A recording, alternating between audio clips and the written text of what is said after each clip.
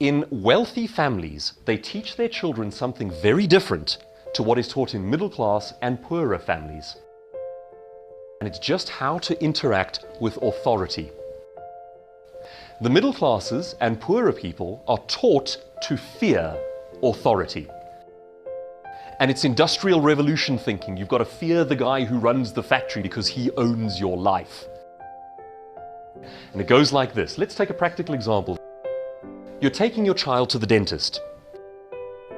The middle class family will teach the child that the dentist is God. He has studied for 8 years and he knows everything there is to know. You as the child must shut up, sit down, keep quiet, and even if it hurts, don't cry. Just wait for it to be over. Do whatever he tells you to do. Now in wealthy families, they approach the exact same situation completely differently. Driving to the dentist's office, they tell the child, the dentist is your friend. He has studied for 8 years so that he can serve you properly. How's that? Okay? The dentist is a resource that you can use. If you have any questions about your mouth, about your teeth, about anything that you want to know there, you must ask the dentist because it's his job to help you. Now take that kind of thinking, that's a simple example, going to the dentist. Take that kind of thinking and amplify it over the next 20 years. Which of those two kids is going to do well in life? You've got one who's taught to fear authority, shut up, keep your voice down, don't make waves. And the other one who's taught the world is there for you to utilize. It's all resources, you can use it to your own ends. Imagine the difference that would make. We have been conned into an industrial revolution myth that says authority is in charge and knows best, you must shut up and do what you're told. You must be a cog in a system. And as long as you are doing your job perfectly and not making waves, you'll be fine. That thinking is 100 years outdated. We cannot teach it any longer. Take a look at the building. That is an industrial revolution era factory. It's about 100, maybe 120 years ago. What other building that we have today looks very similar to that factory? Schools, okay?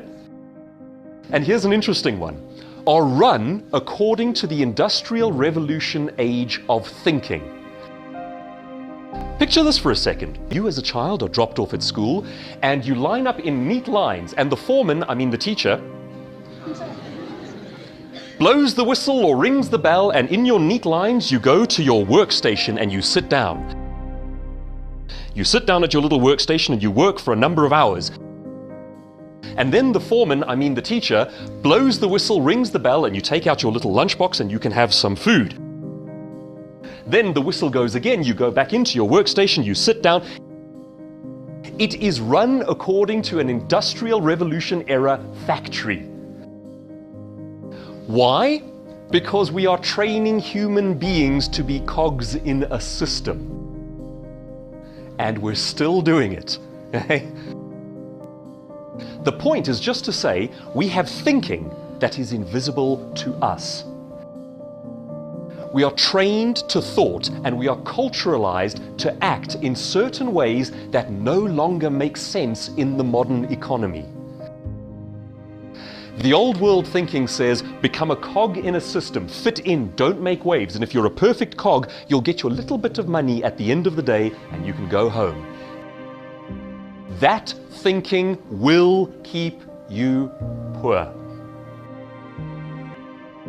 If I was stripped of all of the stuff that I use every day, the suit, the car, the equipment, the bits and pieces, the toys, if I was stripped of all of that and just left with my knowledge, my wits and my education, and put into this scenario, living in abject poverty, could I get back out and back to my own life?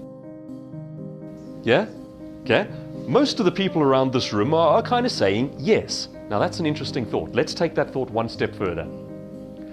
If I had to take a high net worth individual someone who does drive the Ferrari, the Lamborghini, someone with their own private helicopter, with their own business, whatever the case might be, and I transplanted them into your life, do you think they would be able to get back out?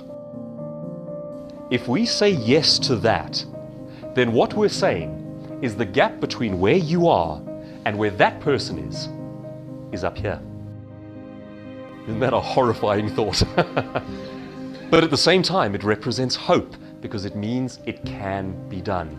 It means that the thought is out there, the ideas are out there, the knowledge, the education is available. It can be done.